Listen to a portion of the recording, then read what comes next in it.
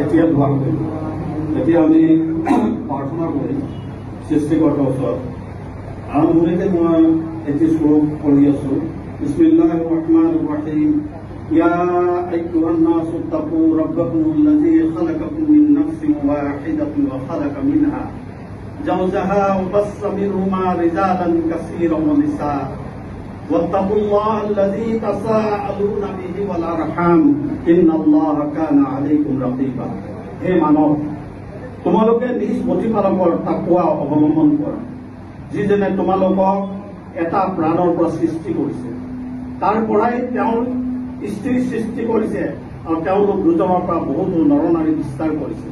আৰু তোমালোকে আল্লাহ তাৰমানে সৃষ্টিকৰ্তাৰ তাকৱা অৱলম্বন কৰা, যাৰ নামৰ দোহাই দি তোমালোকে পৰস্পৰে অধিকাৰ সাব্যস্ত কৰা।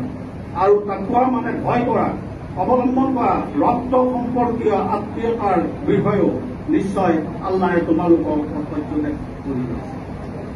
এই শ্লোক যিটো পঢ়িলো, এইটো গোটেই বিশ্ব মানৱৰ কথাটো ক'লে আমাৰ সকলোৱে এজনে আদি পিতা আদামে যিটো বাইবেলত পাইছে, কোৰাণত পাইছে।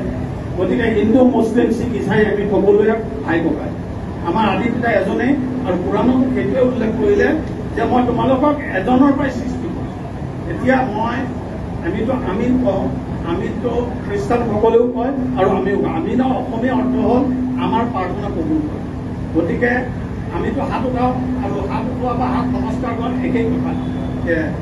আমি ধ্যানৰে যাতে তেখেতৰ সৃষ্টিকৰ্তাক তেখেতে আমাক দেখি আছে, আমি কিন্তু দেখা নাই।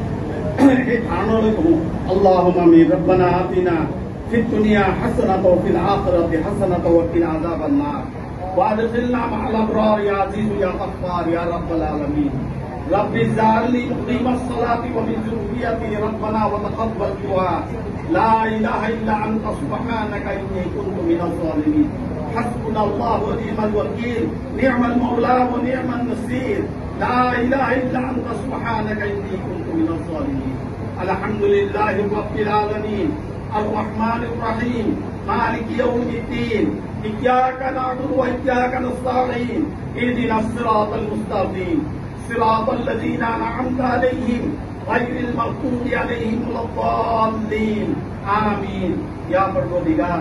এই বিশ্ব জাহানৰ মালিক তোমাৰ শৰণত আমি মাথা নত কৰি ভিক্ষা কৰিছো। আমাৰ নিচিনা পাপিষ্ঠ এই পৃথিৱীত আৰু কোনো নাই। আমাৰ সাগৰৰ পানী তোলালতকৈ আমাৰ বেছি পাপ। আল্লাহ, আমি নাজানো আমি মৃত্যুৰ পিছত তোমাৰ ওচৰত কেনেকৈ চেহেৰা দেখাম। তোমায় আমাক যিবিলাক কৰ্ম কৰিবলৈ মনা কৰিছা, পৃথিৱীৰ সকলো অপকৰ্মত আমি লিপ্ত আছো। তুমি তোমাৰ নূৰৰে, তোমাৰ আলোকৰে তুমি আমাৰ সকলো হৃদয়খন পৰিষ্কাৰ কৰি দিয়া। তোমাৰ নূৰৰে আমাৰ অন্তৰখন আলোকিত কৰি দিয়া। আল্লাহ, আমি যি উদ্দেশ্যৰে ইয়াত সমবেত হৈছো, আমাৰ একো কাৰো অন্তৰত দুখ নাই, আমি একো কোৱা দেখাত অহা নাই। আমি আল্লাহ যিজনৰ কাৰণে ইয়াত সমবেত হৈছো, তেখেত এজন মানৱ দৰ্জী আছিল। তেখেতৰ ওচৰত কোনো হিন্দু, মুছলমান, শিখ, ইছাই নাছিল। তেখেতে মানৱতাৰ পূজাৰী আছিল। আল্লাহ, তেখেতৰ যি কৰ্ম তুমি কবুল কৰিছা, আল্লাহ তেখেতক আত্মাক চিৰ শান্তি দান কৰা। আল্লাহ, সকলো তোমাৰ হাতত। এই দুনিয়া আল্লাহ জেলখানা, আমি এই জেলখানাৰ ভিতৰত আছো। এতিয়া তোমাৰ হাৱালা হৈ গ'ল। সেই অন্ধকাৰ জেগাত তেখেত গুচি গ'ল। তেখেতে কিদৰে আছে আমি নাজানো। আল্লাহ, তেখেতৰ মাও এই পৃথিৱীৰ পৰা বিদায় হ'ল, তেখেতৰ ভনীও বিদায় হৈ গ'ল। আল্লাহ, সকলোৰে আত্মাক আল্লাহ শান্তি দান কৰা। আল্লাহ, তেখেতৰ পৰিবাৰক আল্লাহ ধৈৰ্য শক্তি দিয়া। তেখেতৰ পিতৃ আল্লাহ অসুস্থ হৈ আছে, তেখেতৰ হায়াত বৃদ্ধি কৰি দিয়া, আয়ুস বৃদ্ধি কৰি দিয়া।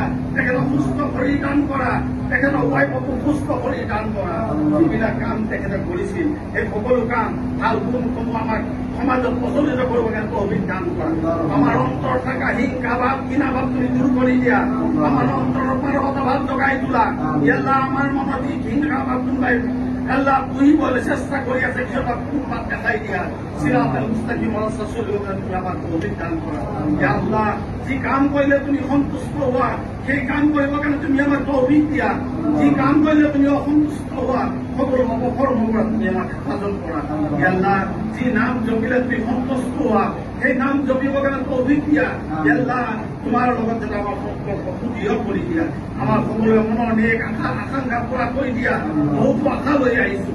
আল্লাহ তুমি আমাৰ ওপৰত বিপদ আপদ বালা মুসিবত তুমি দূৰ কৰি দিয়া। আল্লাহ বিশেষকৈ আল্লাহ আমি ইয়াত তোমাৰ ওচৰত প্ৰাৰ্থনা কৰিছো তেখেতৰ বাপেকৰ আল্লাহ দেউতাকৰ আয়ু বৃদ্ধি কৰি দিয়া, তেখেতক সুস্থ কৰি দিয়া।